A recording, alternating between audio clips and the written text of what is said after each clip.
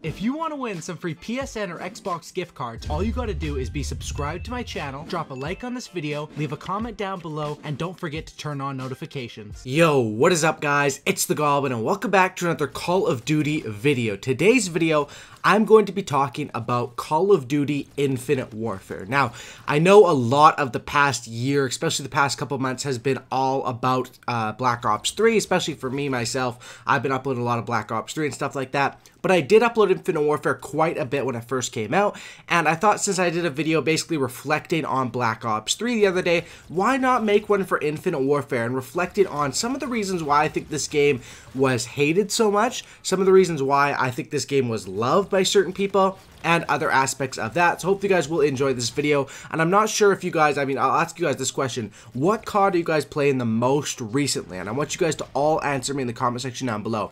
Are you guys, like, recently within this past summer and maybe the last couple months, which COD have you been playing the most? Is it Infinite Warfare? Is it Black Ops 3? Is it Modern Warfare Remastered? Heck, maybe it's even Advanced Warfare or Modern Warfare 2, you know what I mean? So let me know in the comment section down below. For me, my answer would have to be Black Ops 3 as the one that I've been playing the most lately, and I'm interested to see your guys' opinions because I know a lot of like competitive players are back on COD Ghost to get ready for the next Boots on the Ground game, so it's going to be interesting. If you guys could drop a like on this video as well. Of course, 2,000 likes is going to be the goal. If we could hit that, I would absolutely appreciate that, and that would be super amazing. So let's talk about it. Now, Infinite Warfare got a very bad start off the rip, and I think this is why Infinite Warfare was sort of treated unfairly, because I don't think Infinite Warfare is that bad of a game. I think that if Infinite Warfare had come out when, you know, like when AW came out as the first futuristic game, I think it would have been loved and people would have liked it quite a bit. But the main issue with Infinite Warfare is it came as the last addition to these futuristic games. People were already tired of that futuristic movement, and to do it for a third year, Infinity Ward kind of got screwed over, I think, because when they started designing, like, you guys need to remember that Call of Duty is on 3-year cycles, right? So when they started designing Infinite Warfare, technically would be after COD Ghost came out, if, you know, that is, they're sticking to that 3-year cycle, which then they kind of got screwed over because as soon as they announced Infinite Warfare, the hate was enormous, right? Everyone wanted to go back to the Boots on the Ground games and stuff like that, and they were kind of screwed over because they had this futuristic game. Now, while I did think they get unlucky with that, I do think that this game deserved a lot of hate, and for most of the reason was it just seemed like the developers and the people making the game really didn't care about the game. And I'm going to be honest, like, when you don't put leaderboards into the game for months and months and months, when your beta doesn't even, every other beta we've had pretty much started in August, right? And the game comes out in November. This game's beta came out in October, the middle of October, and it was kind of like, it seemed like when the people who are actually making the game and developing the game don't seem to care too much about the game, you know, you can't really expect the fans to feel the game as well. And that's another thing with a YouTuber. Usually the videos where you're the most passionate about and the videos you care the most about, the audience can tell when you care the most about it. And it seemed like, especially with the leaderboards issue, which I just thought was absolutely downright disrespectful to the fans and players of Call of Duty, that you let the game go 4 months or whatever without leaderboards. It's just disrespect there. As well as the, you know, the DLC wasn't as strong in this game as it was for Black Ops 3. Now, that doesn't mean this game was horrible. I think this game, the way that it plays, is very, very good. I'm going to break it down to what I did with Black Ops 3, which I broke it down to your guns, your maps, and your kill streaks. Those are the core 3 things I talked about to be important in a good Call of Duty game. Of course, a lot of the extra things were really bad in Infinite Warfare, but let's break it down to that. So we'll start off with the guns. I think that the guns got off to a very good start for the fact that one thing I didn't like is they showed like everything in the beta. But as far as the guns, the classic weapons, genius idea, and I absolutely love the classic guns. Of course, I don't think they did it right. I think they should have, the ARX is not really a classic gun. Some of those guns were not really that classic, but the UMP, I definitely rock with. The Intervention, like some of these weapons were insane, but of course they could have added variants and they could have, you know, not taken the easy way out on those. But as far as the guns, I think the guns were pretty strong in this game, to be honest. I think there's a lot of different guns that were usable and that were fun to use, especially the assault rifles. This game was an assault rifle game. You had guns like, especially at the start of the game, the Volk, the MTAR, the NV4, or not the M-TAR, what are the K-bar. For some reason that reminds me of the TAR-21 from MW2, that's why I called that. The K-bar, you had a lot of these weapons that were very, very strong. Even the burst weapon after it got a buff was very good. As far as the SMGs, they were a bit weaker. It was sort of only between the ERAD and the MACTAB 45. But in this game, I do think the guns were fairly balanced and fairly cool. The issue that I did have with it, it didn't get that same rewarding feel. When you got a kill in Infinite Warfare, it doesn't have that same rewarding feel that you get from a game like Black Ops 2 or Black Ops 3, in my personal opinion. And that was one issue. I'm not really sure how you can design that into the game, but it just felt like the guns were sort of on autopilot and very similar to each other. But the guns, I would definitely give them, you know, a 7 or an 8 out of 10.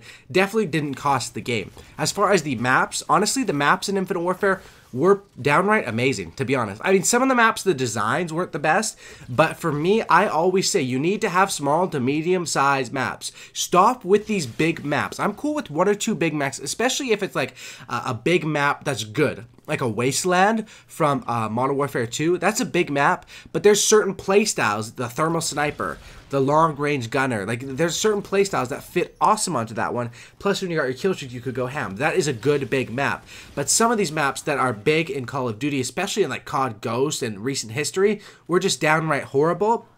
As far as the map design, honestly, and this might be an unpopular opinion, I think IW and AW have some of the best maps ever in Call of Duty, and especially in IW, like if you look at the maps and look through the map list, most of the maps I'm down to play. Some of the map design was kind of shaky, but a lot of the maps like Mayday, Scorch, like these are fun maps to play, you know, that's why I think the maps were definitely good on this game and definitely a strength. As far as the kill streaks were very weak, especially before they came out with the variants to the kill streaks, which was maybe 4 or 5 months ago, when they allowed you to be able to customize your kill streak and make your advanced UAV into a hater, into a VSAT, and other stuff like that. At the start of the game, I thought, you know, the kill streaks were very, very weak, and it was something that wasn't very strong. And that's another thing I have to hate on for IW, AW, and COD Ghost. Those games probably have the worst kill streaks out of the whole Call of Duty series, and Treyarch is the king of the kill streaks. But look at Treyarch's last 3 games.